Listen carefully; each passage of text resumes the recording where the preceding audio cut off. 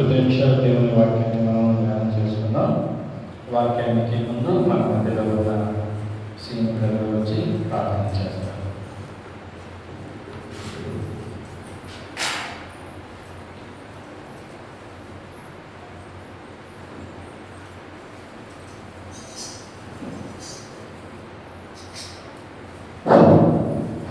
ప్రార్థన చేసుకుందాం. పరలోకమందున్న మా తండ్రి, పరిశుద్ధుడా, దయామయుడ, జీవము గల దేవ, జీవాధిపతి, మీ ప్రశస్తమైన బంగారు పాదములకు వెలలేని వందనలు, కృతజ్ఞత, స్తుతులు, స్తోత్రాలు చెల్లిస్తున్నాం తండ్రి. నాయన యేసయ్య, ఈ రాత్రికాల సమయంలో ప్రభా నీ పాదసన్నిధి మరి ప్రసాదించేది నాయన, మీ యొక్క వాక్యాన్ని వినేటువంటి వాక్యాన్ని మాకు దయచేసినట్టుకై మీ పాదాలకు కోట్ల కొద్ది వందనలు, కృతజ్ఞత, స్తుతులు, స్తోత్రాలు చెల్లిస్తున్నాం తండ్రి. నా గొప్ప దేవ, నా తండ్రి యేసయ్య, యోగ్యత లేని మమ్మ తండ్రి యోగ్యత కలవారుగా చేశారు నాయన. దూరస్తులైన మమ్మ తండ్రి సమీపస్తులుగా చేశారు. అర్హత లేని మమ్మ తండ్రి అర్హులుగా చేసి మీ రాజ్య వారసులుగా ఉండడానికి ఇచ్చినటువంటి అనుగ్రహాన్ని, అధికారాన్ని బట్టి మీ పాదాలకు కోట్ల కొలది వందనలు, కృతజ్ఞత, స్తుతులు, స్తోత్రాలు చెల్లిస్తున్నాం తండ్రి. నా గొప్ప దేవ, నా తండ్రి యేసయ్య, ఆయన రాబో దినములో తండ్రి మీ యొక్క జన్మదినాన్ని పురస్కరించుకొని ఆయన సంఘం ఏర్పాటు చేసినటువంటి క్రిస్మస్ ఐక్యత కూడికలు దీవించి ఆయన ఆశీర్వదించమని మా ప్రార్థనలో జ్ఞాపకం చేసుకుంటున్నాం ప్రభా. నా గొప్ప దేవ, నా తండ్రి యేసయ్య, సేవ వచ్చిన వారందరూ ఏమి మరియు శబ్దయంత్రం ద్వారా వినివందరం ఏమి ప్రభా, ఈ వాక్యాన్ని ఆయన విని హృదయంలో భద్రపరచుకొని ఆయన వాక్యానుసారంగా నడుచుకోవచ్చు ఆయన మరి మీ నా భయంకరంగా దీవించే భాగ్యాన్ని దయచేసి మా ప్రార్థనలో జ్ఞాపకం చేసుకుంటున్నాం తండ్రి. అలాగే ప్రభా, ఈ దాసులు నీ ముందు నిలబడి మాట్లాడబోచుంటాడు తండ్రి. అతన్ని మీ జ్ఞానంతో నింపటి ప్రభా, ఆయన అతని లోక జ్ఞానం తీసివేసి ఆయన ఈ పరలోక జ్ఞానం నుంచి మాకు ఏ ఆత్మీయ సత్యములు అవసరమో వాటిని పలికించి దీవించి ఆశీర్వదించమని యేసయ్య దివ్యమైన నామములో ప్రార్థించి అడిగి వేడుకుంటున్నాం తండ్రి. ఆమేన్.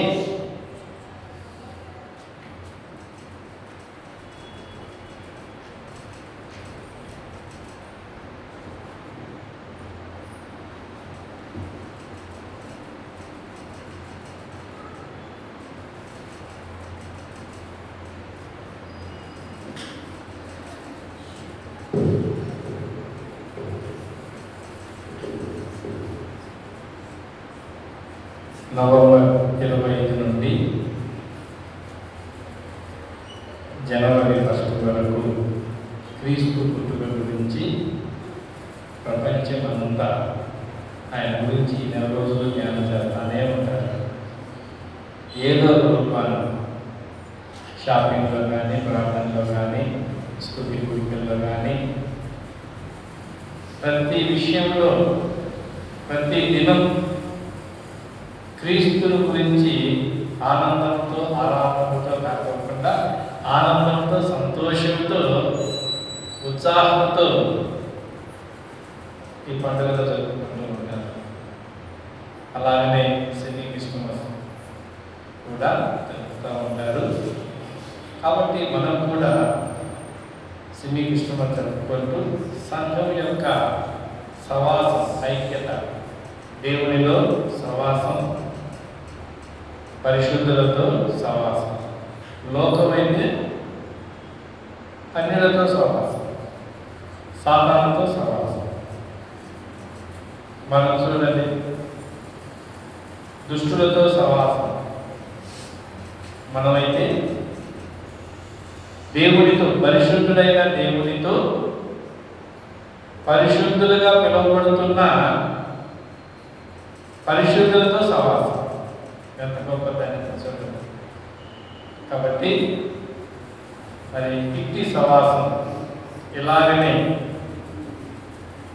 దేవుని ఎదుట నిలబడి దేవుడు మనకు అనుగ్రహించిన పనిలో, ఆయన ఆరాధించడంలో, ఆయన మాట వినడంలో, ఆయన సన్నిధిలో ప్రార్థన చేయడంలో, ఆయన చిత్తాన్ని మనకి ఇచ్చిన విశ్వాసము కొలది ఆయన నామాన్ని కనపరచడానికి దేవుడు ఇచ్చిన ఈ విశ్వాస జీవిత యాత్రలో మన విశ్వాసాన్ని కాపాడుకుంటూ దేవుని చిత్తం సంపూర్ణంగా నెరవేరుస్తూ ఇలా మనం అందరం దేవుని ఎదుట ఇలా కూర్చుంటే ఆయన ఇచ్చే బహుమతులు ఒక్కొక్కరికి పిలిచి మన పనిని బట్టి చక్కగా దేవుడు బహుమతులు ఇస్తారు. దాని కొరకే ఈ యొక్క సెమీ క్రిస్టమస్లో మన ఐక్యత కూడికలు ఏర్పాటు చేయబడిన సంఘం. కాబట్టి మరి సెమీ క్రిస్టమస్ ఐక్యత కూడికకు చేరువచ్చిన దేవుని పరిశుద్ధ పిల్లలైన మనమందరికీ యేసుక్రీస్తు ప్రభు నామములో వందనాలు చెల్లిస్తూ ఉన్నాం. కొద్ది నిమిషాలు దేవుని వాక్యాన్ని మనము ధ్యానం చేసుకుందాం. లూకా సువార్త 2వ అధ్యాయము 8వ వచనం నుండి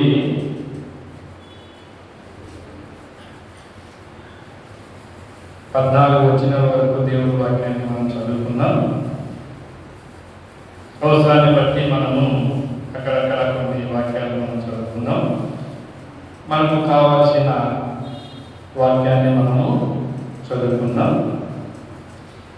ఆ దేశంలో కొందరు గొర్రెల కాపరులు పొలములో ఉండి రాత్రి వేళ తాము అందరం కాచుకుంటుండగా ప్రభు దూత వారి యుద్ధకు వచ్చి నిలిచి ప్రభువు మహిమ వారి చుట్టూ ప్రకాశించినందున వారు మిక్కిలి భయపడి, అయితే ఆ దూత భయపడకుడి, ఇదిగో ప్రజలందరికీ కలగబోవు మహా సంతోషకరమైన సువర్తమానము నేను మీకు తెలియజేస్తున్నాను.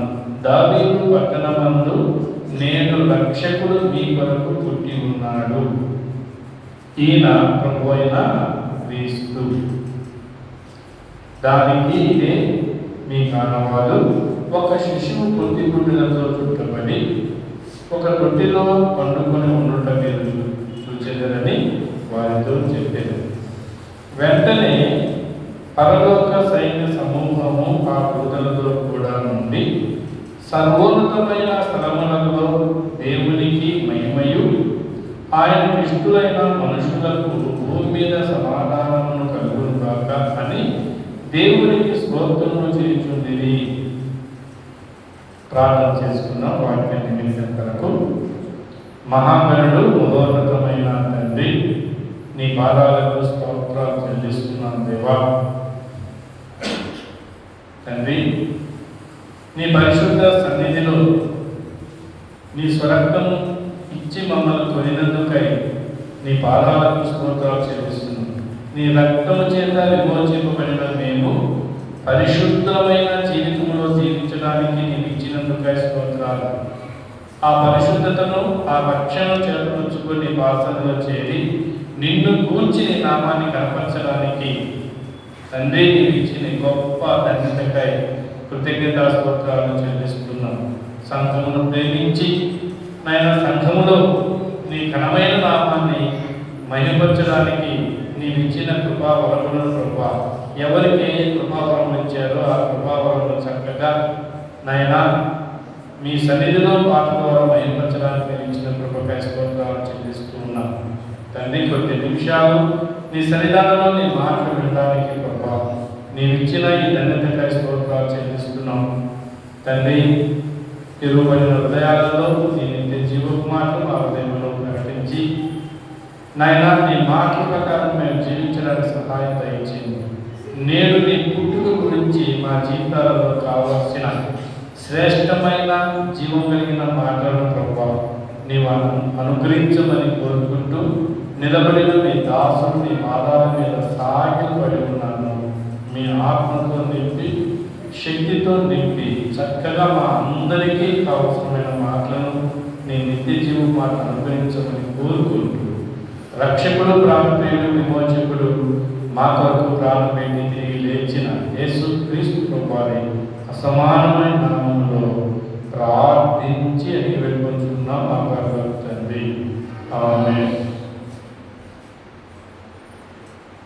లూకా సువార్త భక్తుడైన శిష్యుడైన వైద్యుడైన లూకా గారు తెలియజేస్తున్న సమాచారం, సంగతులు, శుభవార్త ఏమిటి అంటే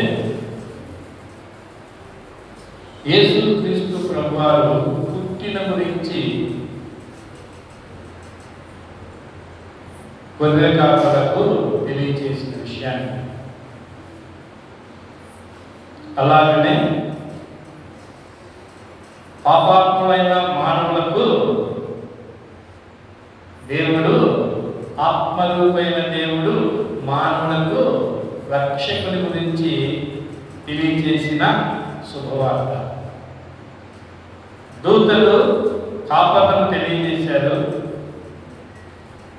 పరిశుద్ధాత్మ దేవుడు పాపాత్ములైన మనల్ని ప్రేమించి మనకు రక్షకుని తెలియజేస్తున్నారు. లోకములో దావీదు పట్టణమందు లోక రక్షకుడు ఉదయించాడు. ఆనాడు నేడు మన హృదయాలలో రక్షకుడు ఉదయించాడు. ఆనాడు వెలుగు ప్రకాశించింది, ఈనాడు మనకు వెలుగులో జీవిస్తున్నాం. వెలుగును వాళ్ళు చూశారు, వెలుగుల్లో మనం జీవిస్తూ ఉన్నాం. దేవుని ఎంత గొప్ప దేవుడు చూడండి. కాబట్టి ఎంత చక్కగా తెలియజేశారు. ఆయన పుట్టుక గురించి తెలియజేశారు. లోకభక్తుడు వైద్యుడైన లూకా. రెండోది మనం చూస్తే సర్వోన్నతమైన స్థలములలో దేవునికి మహిమ, ఆయన ఇష్టులైన మనుషులకు భూమి మీద సమాధానం కలుగుగాక అని పరలోక సైన్య సమూహము, అలాగనే వర్తమానం చెప్పిన దూతలు ఆయన ఆరాధించారు. ఎంత గొప్ప సంగతి చూడండి. పరలోక సైన్యము యెషయా భక్తుడు వివరిస్తూ ఉన్నాడు. ఏమని తెలియజేస్తున్నాడంటే, 2 రెక్కలతో ఊగుచు, 2 రెక్కలతో కన్నులు కప్పుకొనుచు, 2 రెక్కలతో కళ్ళు కప్పుకొని పరిశుద్ధుడు పరిశుద్ధుడు భూత భవిష్యత్ వర్తమాన కాలములలో నిరంతరము జీవిస్తున్న దేవాది దేవుడు పరిశుద్ధుడు అని ఆయనను ఆరాధిస్తూ ఉన్నారు. పరలోకములో ఆరాధించారు, భూలోకములో ఆరాధిస్తున్నారు. అలాగనే ఆయన స్వర్గం నుంచి సంపాదించిన సంఘంలో మనము ఆయన ఆరాధిస్తున్నాం. ఎంత గొప్పదని తెలుసుకోండి. దూతలు పరలోక సైన్యము ఆరాధిస్తున్నారు. నేడు దూతలు, మనము, సైన్యము ముగ్గురు కలిసి సంఘములో ఆరాధిస్తూ ఉన్నాం. కంటికి కనిపించని దూతలు, ఆయన సమూహము, కంటికి కనిపించే మనమందరము ఆయన ఆరాధిస్తున్నాం ప్రభు దినంలో. కాబట్టి ఆరాధన, ప్రభు మన ఈ లోకానికి వచ్చింది ఆరాధించడానికి. అంతే, మన జీవితాలకు మనం పుట్టించింది, మనం పెరగడానికి వసతులు ఏర్పాటు చేసింది. మొత్తం మీద మనం చూస్తే దేవాది దేవుడిని ఆరాధించడమే మన జీవితం యొక్క లక్ష్యం.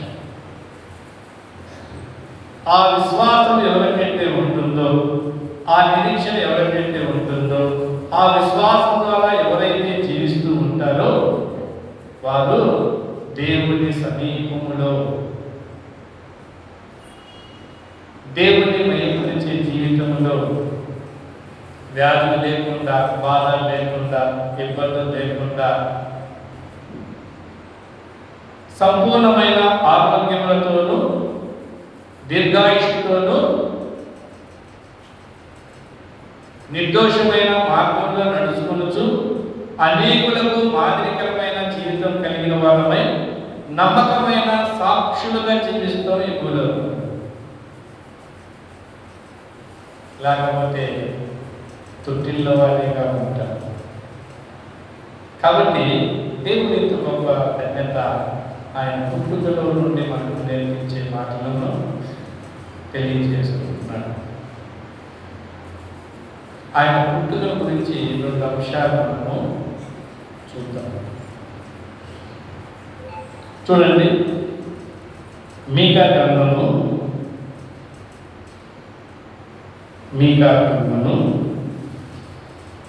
5వ అధ్యాయము ప్రవక్తల ద్వారా తెలియజేసిన మాటలను మనం చూద్దాం. మీకా గ్రంథము 5వ అధ్యాయము 2వ వచనాన్ని చదువుతున్నాను. బెత్లెహేమ ఎఫ్రాతా, యూదా వారి కుటుంబములలో నీవు స్వల్ప గ్రామమైనను, నా కొరకు ఇశ్రాయేలును ఏలబోవాడు నీలో నుండి వచ్చును. పురాత కాలములకొని శాశ్వత కాలము ఆయన ప్రత్యక్షమగుచుండెను అని చూస్తున్నాం. ఎంత గొప్ప శ్రేష్టమైన సంగతులు తెలియజేస్తున్నాను. ఆది నుండి అంతం వరకు ఏ రోజు ఆయన నేను ఇవాళ కనిపించలేదు అని చెప్పడానికి వీలు లేదు. ఎవరైనా చెప్తారా, ఈరోజు నేను ప్రభువు చూడలేదు, ఇవాళ రక్షకుడు నేను చూడలేదు, ఇవాళ రక్షకుడు యేసుక్రీస్తు ప్రభువును ఆయన ప్రత్యక్షము కాలేదు అని ఎవరైనా చెప్పగలుగుతారా? విశ్వాసమైన మనము, అవిశ్వాసం అయితే చెప్తారు. మనం చెప్పగలుగుతామా? మనకు రోజు దేవుడు మన కంటి ఎదుట నిలబడుతూ ఉంటాడు. ఎందుకు? ఆయన చేసే ప్రతి మేలును మనము జ్ఞాపకం చేసుకుంటాం. ఆయన చేసే ప్రతి ఆశ్చర్యమైన క్రియలను, అద్భుతాలను మనం జ్ఞాపకం చేసుకుంటూ ఉంటాం ప్రతి క్షణం.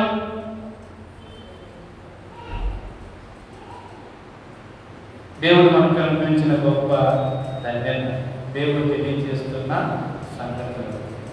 ఇక్కడ చూడేమంటున్నాడు, బెత్లెహేమ ఎఫ్రాతా, యూదా వారి కుటుంబములలో నీవు స్వల్ప గ్రామమైనను, నా కొరకు ఇశ్రాయేలు ఏలబోవాడు నీలో నుండి వచ్చును అంటున్నాడు. ఏలబోయేవాడు అధిపతి, అధికారి, రాజు. ఎంత గొప్ప విషయం చెప్తున్నాడు చూడండి.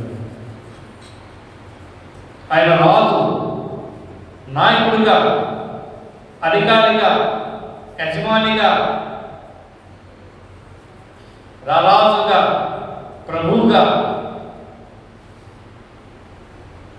ఆయన లోకానికి వస్తున్నాడు. చూడండి, మత్తయి కూడా చాలా చక్కగా తెలియజేస్తున్నాడు. మత్తయి సువార్తలో ఎంత చక్కటి మాట రాస్తున్నాడు చూడండి. మత్తయి సువార్త 2వ అధ్యాయము 1వ వచనం నుండి చదువుతున్నాను. రాజైన హేరోదు దినములయందు యూదయ దేశము బెత్లెహేములో యేసు పుట్టిన పిమ్మట, ఇదిగో తూర్పు దేశపు జ్ఞానులు యెరూషలేమునకు వచ్చి, యూదుల రాజుగా పుట్టినవాడు ఎక్కడా?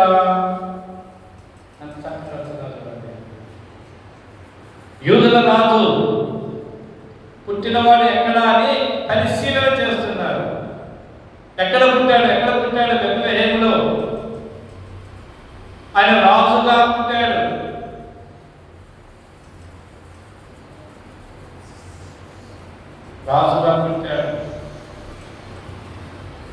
ఎందుకు పుట్టాడు రాజుగా? చూడండి, రాజుగా పుట్టాడు. జ్ఞానులను పరిశీలించి ఆయన యూదుల రాజుగా పుట్టిన వాడు ఎక్కడా అంటున్నారు. పరిశీలన చేస్తున్నారు. ఎందుకు? ఆయన్ను ఆరాధించడానికి, ఆయన దగ్గర పని చేయడానికి కాదు. ఈ లోకంలో ఆయన ఉన్నాడు, ఆయన చూచి అయ్యా నాకు పని ఇవ్వు, అయ్యా నాకు పలాంటి అని అడగడానికి కోసం వాళ్ళు రాలేదు. ఎందుకు వచ్చారు? ఆరాధించడానికి వచ్చారు. ఆయన ఆరాధించడానికి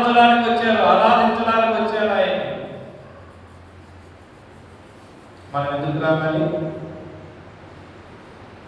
దేవుని సన్నిధికి ఎందుకు రావాలి? ఆరాధించడానికి రావాలి, ఆయన పూజించడానికే. నీకు నాకు ఇచ్చిన గొప్ప జీవితం.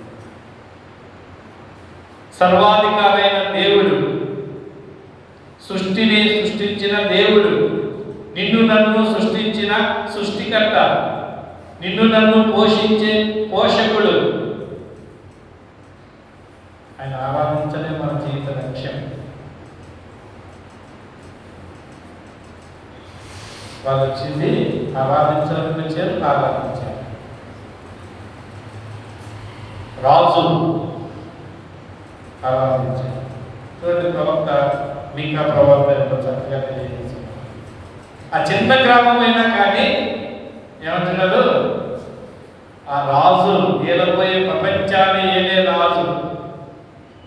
ఈ లోకంలో రాజు అందరూ రాజ్యాల కొరకు వెళ్తాడు. ఈ రాజు మన హృదయాన్ని ఏలేదానికి వచ్చాడు. రాజ్యాల కొరకు పోగు చేసుకోవడానికి వస్తున్నాడు. ఈయన అనేక మరణాలను, అనేక ప్రాణాలను బలించి రాజ్యాలను స్వాధీనం చేసుకుంటున్నాడు, ఆస్తులను స్వాధీనం చేసుకుంటున్నాడు, మంగళసూత్రాలు తెగిపోయి విధవరాలను స్వాధీనం చేసుకుంటున్నారు, దిక్కులేని పిల్లలను స్వాధీనం చేసుకుంటున్నారు. నేటి రాజులు. ఈ రాజు అయితే మన హృదయాలను, మన ప్రాణాలను ఏలే రాజు. నీ ప్రాణాలు, నా ప్రాణాలు కాపాడే రాజు.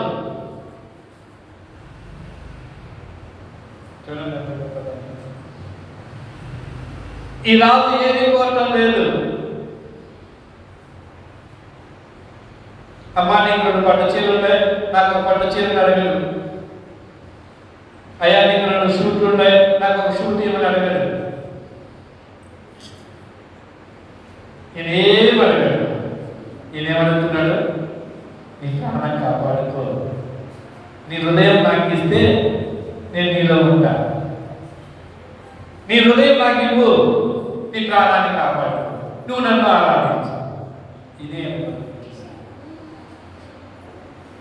మన ఆత్మలను, మన ప్రాణములను, మన దేహములను కాపాడడానికి వచ్చిన రారాజు. అందుకే మనకు ఆనందం, సంతోషం, ఆనందము, సంతోషం. ఇంకో ప్రవక్త తెలియజేస్తున్నాడు, చూడండి. ఇంకో ప్రవక్త ఏం తెలియజేస్తున్నాడు? మీకా ప్రవక్త వచ్చి రాజు అని తెలియజేశాడు. ఇంకొక ఆయన తెలియజేస్తున్నాడు. జకర్యా గ్రంథంలో మనం చూస్తే, జకర్యా గ్రంథము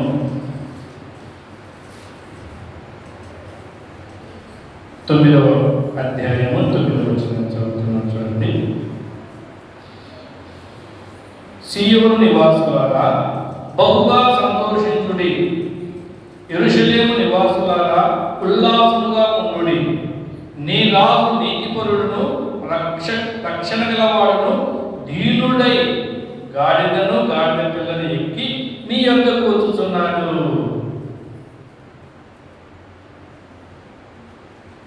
ఈ రాజు వద్ద ఏమయ్యాడు?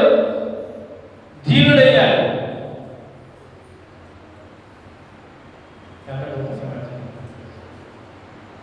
ఆయన గురించి తెలియజేస్తున్నాను, చూడండి. నీ రాజు నీతిపరుడు, రక్షణ గలవాడు.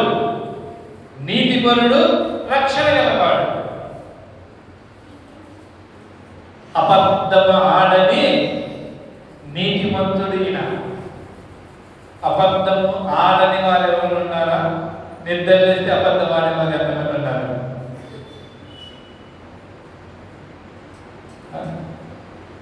నిద్ర లేయగానే అబద్ధం ఆడేది. నిద్ర లేయగానే పిల్లలు అబద్ధం ఆడతారా? నేను చెప్తారా? పిల్లలు కూడా అబద్ధం ఆడతారు.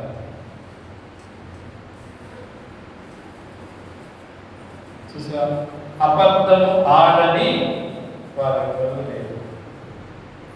కానీ ఈయన అబద్ధం ఆడని వాడు. అందుకే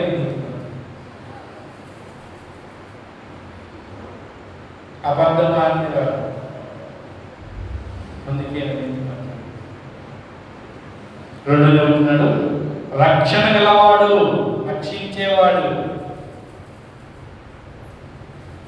మన పాపం నుండి రక్షించేవాడు, మన దుర్నీతి నుండి రక్షించేవాడు, మన అతిక్రమం నుంచి రక్షించేవాడు, మన అన్యాయం నుండి రక్షించేవాడు. ఏ కోణంలో నుండి చూసినా కానీ మనను ఆయన శాశ్వతంగా రక్షించువాడు, మరణం నుండి రక్షించేవాడు, పాతాళం నుండి విడిపించేవాడు, చీకటి నుండి విడిపించేవాడు. ఆయన రక్షకుడు. రక్షకుడు అంటే ఆయన మన ప్రాణాలకు బదులు ఆయన ప్రాణం ఇచ్చేవాడు. మన ప్రాణానికి బదులు ఆయన ప్రాణాలు ఇచ్చేవాడు. ఆయన ఏమయ్యాడు? దీనుడయ్యాడు. ఎంత గొప్ప సంగతి! దీనుడయ్యాడు.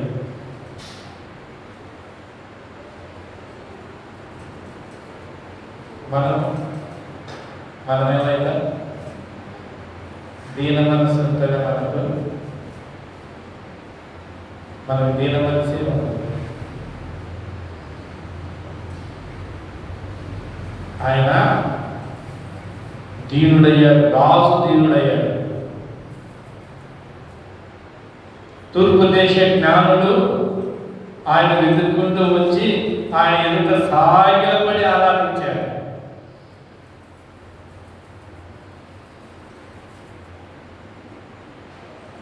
అలాగనే మనం చూస్తే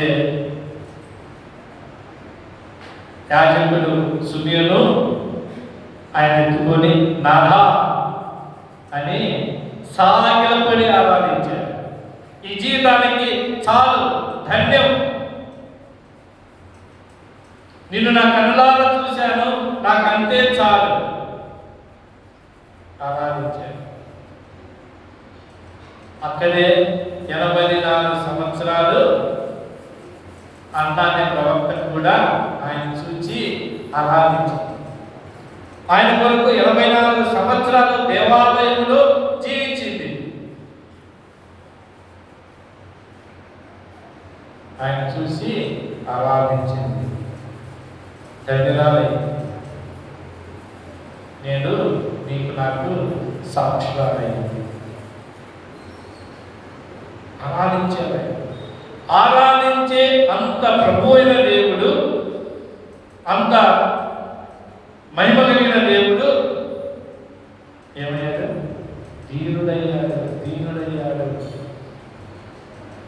నమ్రత కలిగిన వాడయ్యాడు. నీకు నాకు అనుకు కలిగిన వాడయ్యాడు.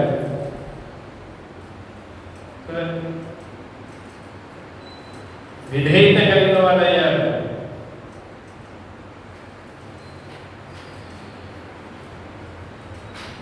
గర్వము ఏ కోసాన లేనివాడే.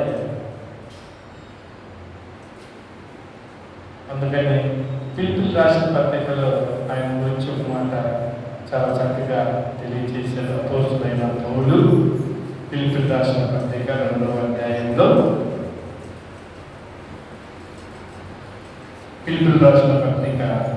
అధ్యాయంలో ఆయన గురించి తెలియజేస్తున్నాం. చూడండి, 2వ అధ్యాయము 6వ వచనం చదువుతున్నాను. ఆయన దేవుని స్వరూపం కలిగిన వాడై ఉండి దేవునితో సమానముగా ఉండుట విడిచిపెట్టకూడని భాగ్యమని ఎంచుకోలేదు, కానీ మనుషునిగా పుట్టి దాసుని స్వరూపము ధరించుకొని తన్ను తాను రిక్తునిగా చేసుకొని మరియు ఆయన ఆకారమందు మనుషుడుగా కనబడి మరణము పొందినంతగా, అనగా శిలువ మరణము పొందినంతగా విధేయత చూపిన వాడై తన్ను తాను తగ్గించుకొనెను. చూడండి చక్కగా, దేవుడు మనిషి అయ్యాడు, మనుషుడు రూపం ధరించుకుని 4 మాటలు వస్తే దేవుళ్ళు అవుతున్నారు. ఏమవుతున్నారు? 4 మాటలు వస్తే నాలుక స్పష్టంగా తిరిగి జ్ఞానయుక్తముగా 4 మాటలు మాట్లాడితే దేవుళ్ళు అయిపోతున్నారు. తగ్గింపు ఉండదు.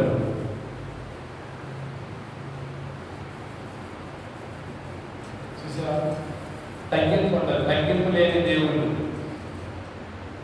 ఈయన తగ్గించుకున్నాడు. ఎందుకు? ప్రవక్త ద్వారా తెలియజేసిన మాటలను, ప్రవక్త ద్వారా పలికించిన మాటలను దాన్ని సంపూర్ణంగా నెరవేర్చడానికి రారాజు అయిన దేవుడు దీనుడయ్యాడు. ఎంతగా తగ్గించుకున్నాడు? శిలువ మరణం పొందునంతగా విధేయత చూపించాడు. నమ్రత కలిగిన వాడుగా, అనుకువగా, అంటే అనుకువ అంటే నీకు నాకు విధేయత కలిగిన వాడుగా, గర్విష్ఠుల మధ్య, అహంకారుల మధ్య ఏమీ లేనివాడుగా ఎంత తగ్గించుకున్నాడు చూడండి. రిక్తునిగా తను తానే రిక్తునిగా ఏమీ లేనివాడుగా, దీన మనసు కలిగిన వాడుగా ఆయన అందుకే ఆయన కోరుకుండేది మీలో, నాలో, మనందరిలో కోరుకుండేది ఏంటంటే నీకేమన్నా ప్రాణం లేకపోతే 0. అంతేనా? మన ఒంటి మీద ఎన్నున్నా ప్రాణం లేకపోతే 0. అన్నీ ఉన్నాయని దేవుని స్థానం పెడతారు. ప్రాణం లేకపోతే అంటారా? మీరు పెడతారా?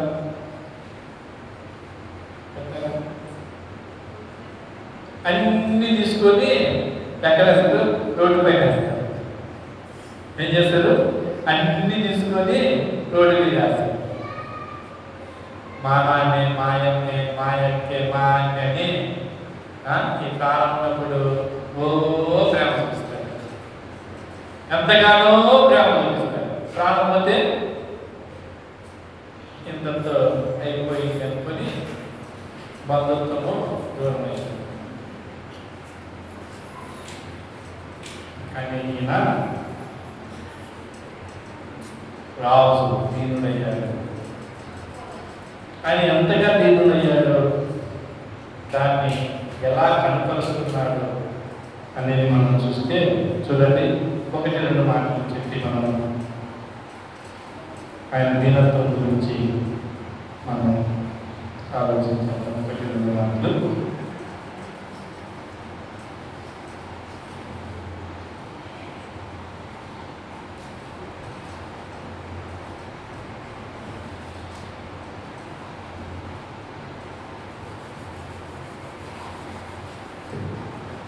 లూకా సువార్త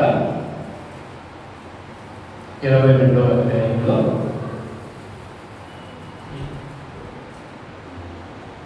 53-54 అది 53వ వచనం నేను చదువుతున్నాను. 54 చదువుతున్నాను. వారు ఆయనను పట్టుకొని ఈడ్చుకొని పోయి ప్రధాన యాజకుని ఇంటిలోనికి తీసుకుని పోయి ఏం చేస్తారంట? ఈ రాజు ఏం చేస్తున్నారంట? ఈడ్చుకొని పోతున్నారు.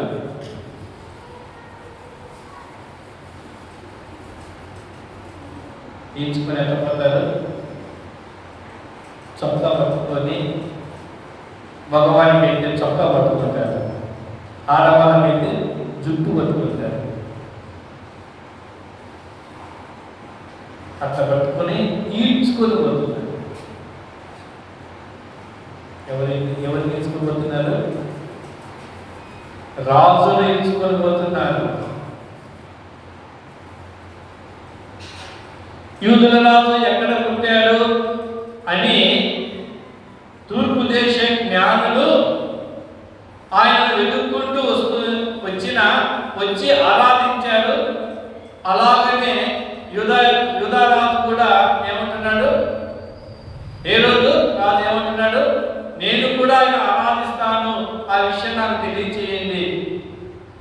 నాకు ఆ సంగతులు చెబితే నేను నా సైన్యము నా వారందరూ వచ్చి ఆరాధిస్తామని చెప్పాడు. ఇక్కడ ఏమంటున్నాడు? ప్రధాన యాజకుడు,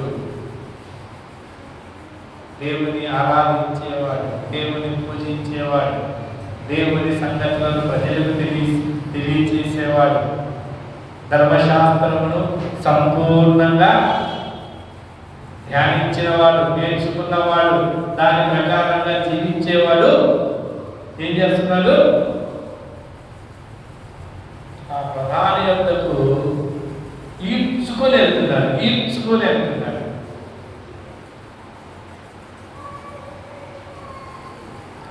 ఒక మాట, నన్ను ఎందుకు ఈడ్చుకొని వెళ్తున్నారు? నేనేం పాపం చేశా? ఏ అన్యాయం చేశా? ఏ మోసం చేశా?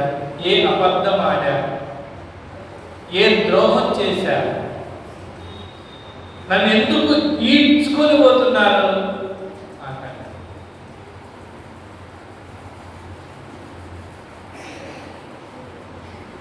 ఆయన మాట్లాడారు. అక్కడ చూడండి ఏమంటున్నాడు. మనం చూస్తే 63వ వచనంలో, యేసును పట్టుకొని మనుషులు ఆయనను అపహాసించి కొట్టి ఆయన ముఖము కప్పెను.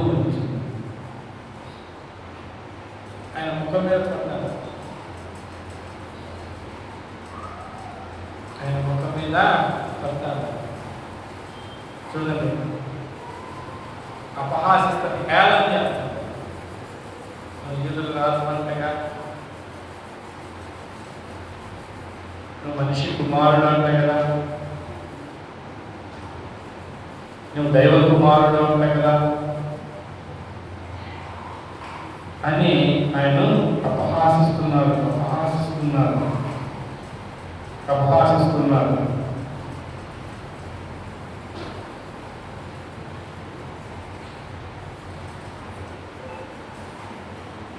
చూడండి, ఇంకో మాట మనం చూద్దాం. మత్తయి సువార్తలో కూడా చాలా చక్కటి మాట మనకు రాయబడి ఉన్నది. మత్తయి సువార్తలో మాట రాయబడి ఉంది.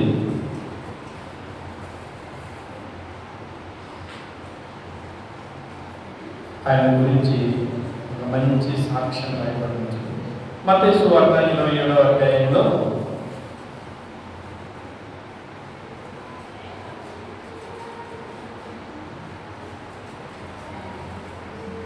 19వ వచనం చదువుతున్నాను. అతడు న్యాయపీఠం మీద కూర్చొని ఉన్నప్పుడు అతని భార్య, నీవు ఆ నీతిమంతుని జోలికి పోవద్దు, ఈ పొద్దున ఆయన గురించి నేను కలలో మిక్కిలి బాధపడిందని ఆయన యొద్దకు వర్తమానము పంపాను. భార్య ఏం చేస్తుంది? ఆ న్యాయపీఠం మీద కూర్చున్న అధిపతికి ఏం చేస్తుంది? ఒక లెటర్ రాసి, ఆ నీతిమంతుడు జోలికి పోవద్దు, ఆయన నీతిమంతుడు, అబద్ధము ఆడని నీతిమంతుడు ఆయనకు నీ నీతి, నీ యొక్క న్యాయం ఆయనకి సరిపోదు. ఆయన ఎదుటను అన్యాయస్తుడు కాబట్టి ఆయన గురించి ఏమే కానీ నీ తీర్పు తీర్చొద్దని చెప్పి. ఇటువంటి తల్లులు భర్తలు ఎటువంటి కాదంటే దేవునికి విరోధంగా జీవించేవాడు. తీర్పు తీర్చు అంటే నష్టపోయేవాడు, కుటుంబాన్ని నష్టపోయేవాడు. కాబట్టి దేవుని సన్నిధికి కుటుంబం వచ్చే విధంగా ఉండాలి. దేవుని సన్నిధిలో చూడండి, ఆయన తీర్పు తెలుసుకున్నారు. అక్కడ చక్కగా తెలియజేస్తున్నారు. చూడండి, అతను కూడా, పిలాతు కూడా మాట్లాడుతున్నాడు. కాబట్టి పిలాతు, నీ మీద ఎన్నో నేరములు మోపుతున్నారు, నీవు వినలేదా అని ఆయన అడగగా, అయితే ఆయన ఒక్క మాటైనా అతనికి ఉత్తరం ఇయ్యలేదు. కనుక అధిపతి మిక్కిలి ఆశ్చర్యపడాడు. జనులు కోరుకున్న ఒక ఖైదీని పండుగలలో విడుదల చేయుటకు అధిపతికి వాడుక. ఆ కాలమందు బర్నబా ప్రసిద్ధుడైన ఒక ఖైదీని చెరసాలలో వేసెను. ఎవరంటే ప్రసిద్ధుడైన ఒక ఖైదీ, బందిపోటు దొంగ.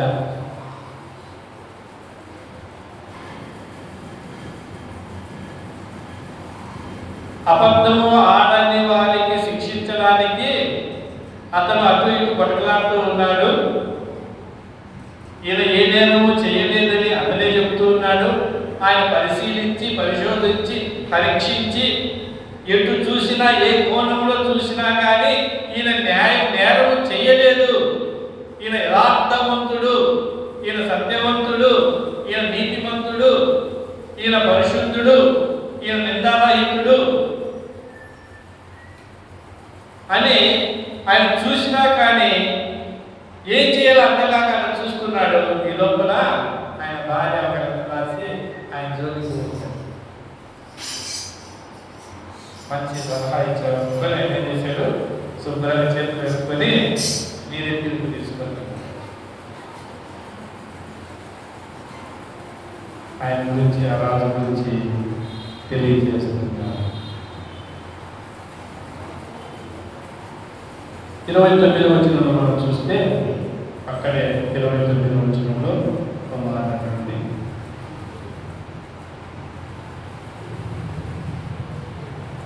ఆ 28 నుంచి చదువుతాను. వారు ఆయనను వస్త్రములు తీసి ఆయనకు ఎవ్వరి అంగీ తొలగించి ముళ్ళ కిరీటమును అల్లి ఆయన తల మీద పెట్టి ఒక వెల్లును ఆయన కుడి చేతిలో ఇచ్చి ఆయన ఎదుట మోకరించి, యూదుల రాజా నీకు శుభమని చెప్పి అపహాసించింది.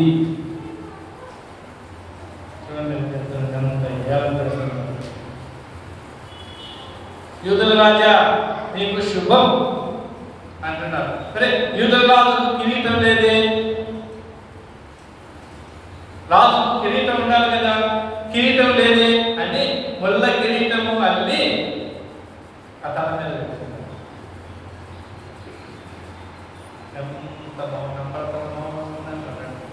వాళ్ళకి అనుకూలంగా అన్నాడు.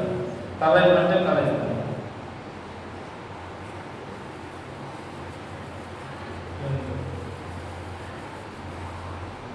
కింద ఉపయోగించుకుంటున్నాడు. ఆయన మీద ఉమ్ము వేసి,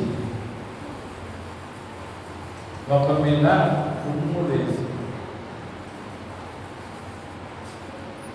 ఉమ్మేసి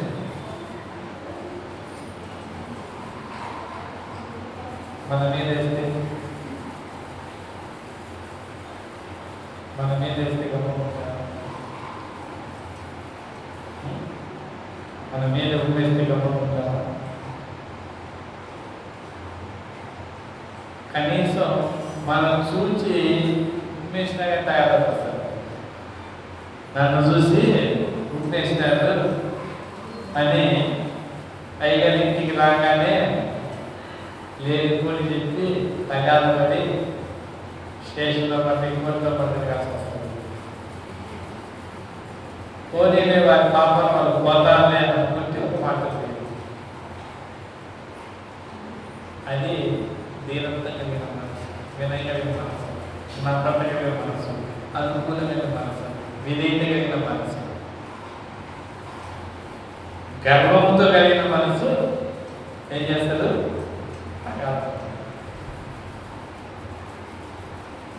మొక్కం మీద ఉపదేశారు. ఎంత కట్టించుకుంటుంది ఈ రాజు. నమ్రత కలిగిన రాజు, ఈ రాజు అనుకు కలిగిన రాజు, ఈ రాజు దీనుడైన రాజు. నీ కొరకు నాకు తగ్గించుకున్నాడు, అందుకే నీకు నాకు సంతోషం. అందుకే జకర్యా అంటున్నాడు,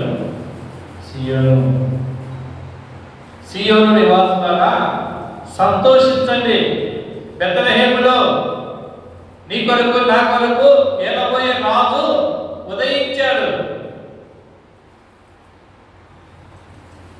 యెరూషలేము నివాసులారా ఆనందించండి. ఎలా వస్తున్నాడు? దీనుడై వస్తున్నాడు. నిన్ను నన్ను రక్షించడానికి దీనత్వం కలిగిన వాడై వస్తున్నాడు. పాపం చేసిన వాళ్ళని ఏం చేస్తారు? శిక్షించాలి. శిక్షించక ప్రేమించి నీ కొరకు నా కొరకు ప్రాణం పెట్టడానికి ఆయన దీనుడై వస్తున్నాడు. అందుకే నీ కొరకు నా కొరకు ఆయన పుట్టి ఉన్నాడు. అందుకే లోకానికి వెలుగు. నేనే రక్షకుడు దావీదు పట్టణమందు మన కొరకు పుట్టి ఉన్నాడు. ఇది గొప్ప శుభవార్త. ఈ వార్తను ఏం చేస్తున్నాడు? ఆయన ప్రవక్తల ద్వారా తెలియజేస్తున్నాడు. రాజైనా మీ కొరకు దీనుడయ్యాడు.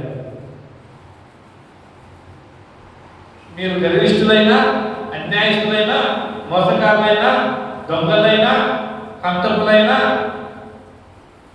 దోపిడిదారులైనా, ఎవరైనా సరే మిమ్మల్ని రక్షించడానికే ఇదే మిక్కిలి అనుకూలమైన సమయం. నేడే రక్షణ దినం. రేపు నీది కాదు. రేపు ఏం జరుగుతుందో నీకు నాకు తెలియదు. నేడు అనే మాటలోనే ఆయన రక్షకుడు. ఆయన ఉదయించాడు. నీ కొరకు పుట్టి ఉన్నాడు. ఆ పుట్టుక నీకు నాకు ఆనందాన్ని కలగజేస్తుంది. కాబట్టి నీ కొరకు నా కొరకు అయిన శిలువ యాగాన్ని అనుభవించాడు. కలవరి శిలువలో 3 మేకుల మీద యెరూషలేము మీద పట్టుకుంటూ కొల్లాలను పట్టుకుంటూ మొయ్యలేని పాప భారాన్ని మోస్తూ ఆ మేకులు 3 ఆకాశానికి భూమికి ఆ మధ్యలో ఆ 3 మేకుల మీద ఆ కలవరి శిలువలో ఆయన దీనత్వాన్ని చూపిస్తున్నాడు. ఏమంటున్నాడు?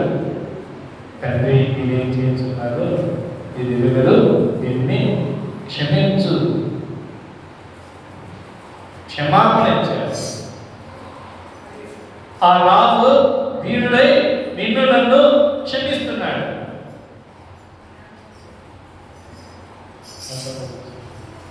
నీకు నాకు క్షమాపణ ఇస్తున్నాడు. ఎలా క్షమాపిస్తున్నాడు? శిక్షించవలసిన వాడు దీనత్వము ధరించుకొని క్షమిస్తున్నాడు. ఎంత గొప్ప రాజు మన కలిగి ఉంటా. నిజంగా మనము ధన్యులం.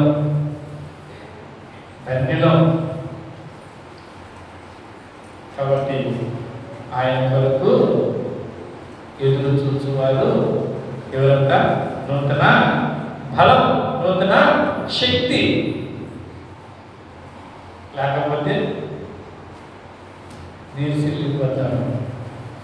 బలం ఉండదు, బలం ఉండదు, ఆరోగ్యం ఉండదు, ఆయుష్. ఆయన కొరకు ఎదురు చూస్తూ ఉంటే, ఊరికి నిలబడి ఆయన కొరకు చూస్తా ఉంటేనే నూతన బలం అంటారు. పని చేస్తే కాదు.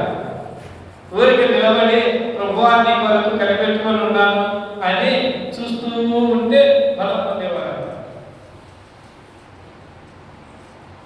అంత విశ్వాసం నిరీక్షణ కలిగిన మనము అంత శక్తి దేవుడు.